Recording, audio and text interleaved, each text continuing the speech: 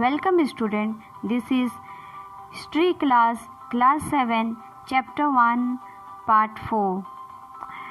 We will continue from page number 9, Reason and Empire. So let's start. Reason and Empire. Large states like those of Cholas or Mughals encompassed many regions. A Sanskrit Prasasti praising the Delhi Sultan Ghiyasuddin Balban explained that he was the ruler of a vast empire that stretched from Bengal in the east to Ghazni in Afghanistan in the west and included all of the South India. People of different regions, Gauda, Andhra, Kerala, Karnataka, Maharashtra and Gujarat apparently fled before his armies. क्षेत्र और साम्राज्य चोल, तुगलक या मुगल जैसे बड़े बड़े राज्यों के अंतर्गत कई सारे क्षेत्र आ जाते थे। दिल्ली के सुल्तान ग़ियासुद्दीन बलबन की प्रशंसा में एक संस्कृत प्रशस्ति में उसे एक विशाल साम्राज्य का शासक बताया गया है, जो पूर्व में बंगाल से लेकर पश्चिम में अफगानिस्तान के गजनी तक फैला हुआ था और जिसमें संपूर्ण दक्षिण भारत भी आ जाता था। गौड़, आंध्र, केरल, कर्नाटक, महाराष्ट्र, गुजरात आदि भिन्न भिन्न क्षेत्रों के लोग उसकी सेना के आगे पलायन कर जाते थे। Historians regarded these as exaggerated claims of conquest. At the same time, they tried to understand why rulers claiming to have control over different parts of the subcontinent. इतिहासकार विजय अभियान के इन दावों को अतिशयोक्तिपूर्ण मानते हैं।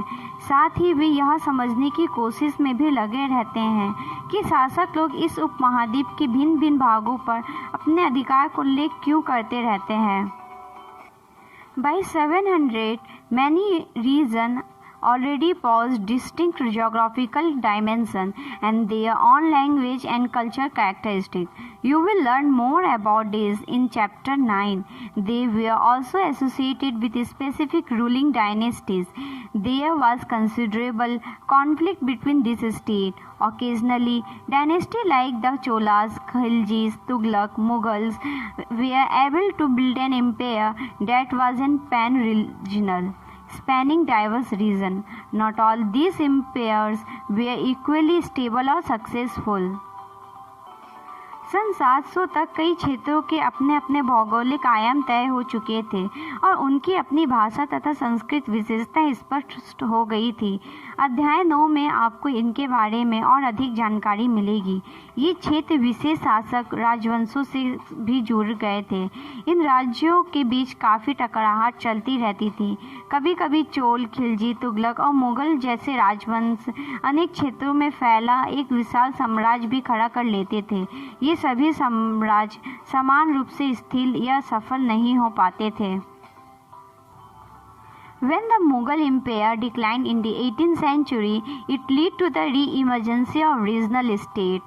But years of imperial pan-regional rule has altered the character of the region. Across most of the subcontinent, the regions were left with the legacies of the big and small states that had ruled over them.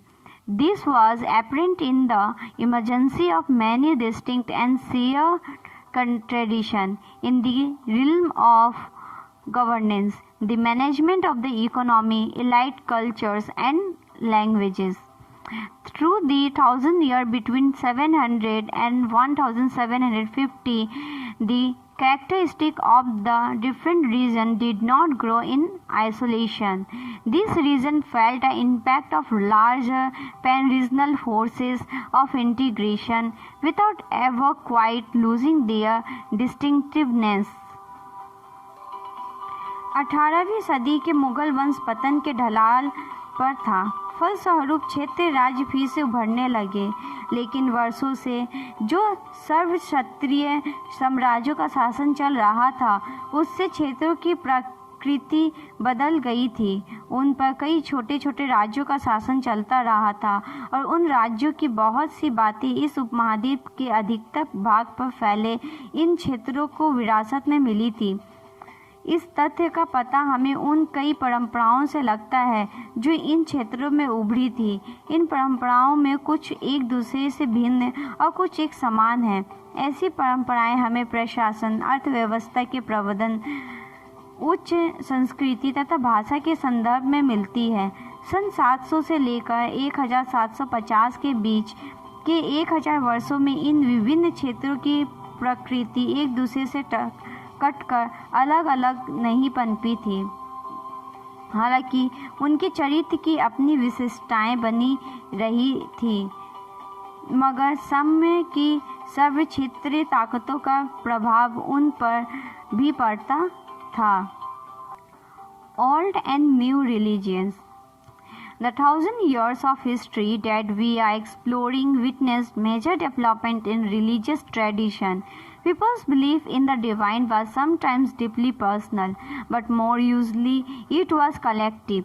Collective belief in a supernatural agency. Religion was often closely connected with the social and economic organization of local communities.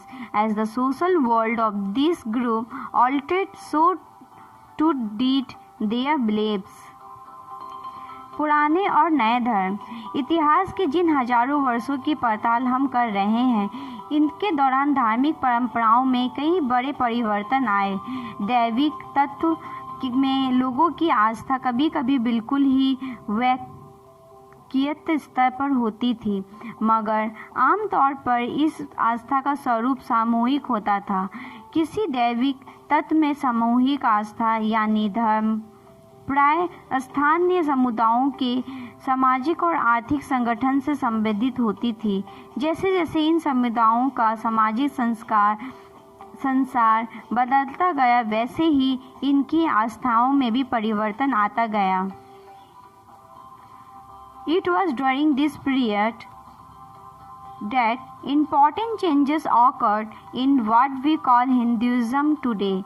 This included the worship of new deities, the construction of temples by loyalty, and the growing importance of Brahmins, the priests, and as dominant groups in society. आज हम जिसे हिंदू धर्म कहते हैं, उसमें भी इस युग में महत्वपूर्ण बदलाव आए। इन परिवर्तनों में से कुछ थे नए देवी देवताओं की पूजा, राजाओं द्वारा मंदिरों का निर्माण और समाज में पुरोहितों के रूप में ब्राह्मण का बढ़ता महत्व तथा बढ़ती सत्ता आदि। Their knowledge of Sanskrit texts earned the Brahmins a lot of respect in society. Their dominant position was consolidated by the support of their patrons, new rulers searching for prestige. Sanskrit ग्रंथों के ज्ञान के कारण समाज में ब्राह्मणों का बड़ा आदर होता था। इनके संरक्षक थे नए नए शासक जो स्वयं प्रतिष्ठा की चाह में थे। इन संरक्षकों का समर्थन होने के कारण समाज में इनका दबदबा और भी बढ़ गया था।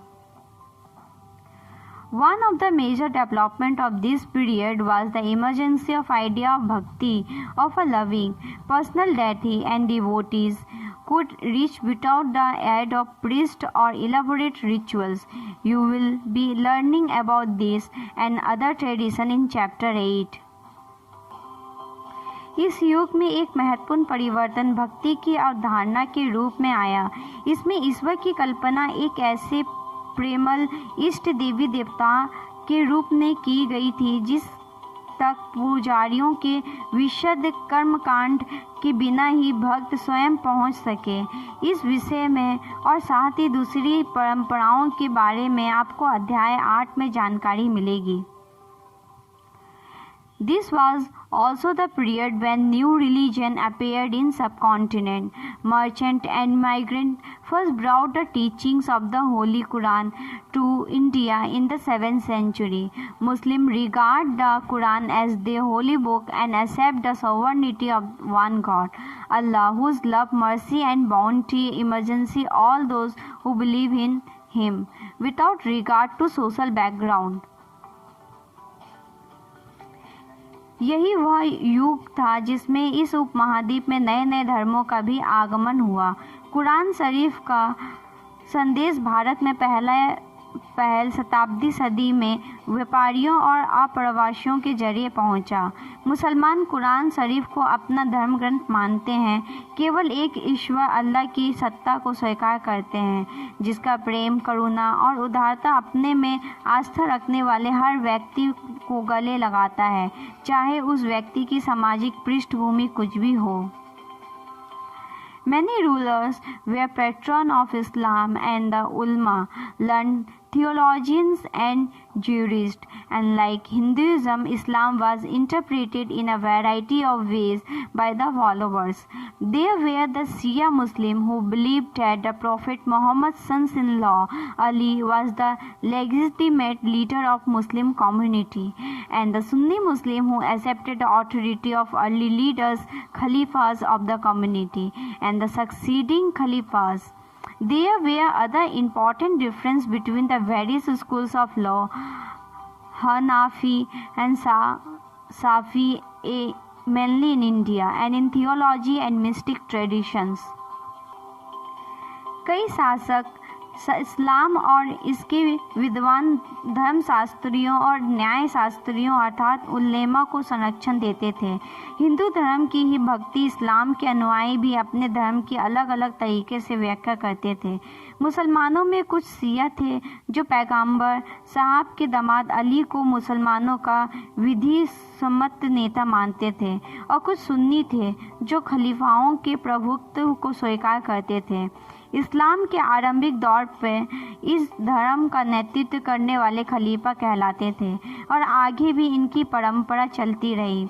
इस्लामी न्याय सिद्धांत विशेषकर भारत में हनफी और साफ़ी ऐसे सिद्धांत हैं कि विभिन्न परंपराओं में भी कई महत्वपूर्ण अंतर रहे हैं। ऐसे ही धर्म सिद्धांतों तथा रहस्यवादी विचारों को लेकर विभिन्नताएं देखने को मिलती हैं। Now, this is the end of this video. We will continue this chapter in next video. If you have any doubt, please let us know. We will try to clear your doubts in another video.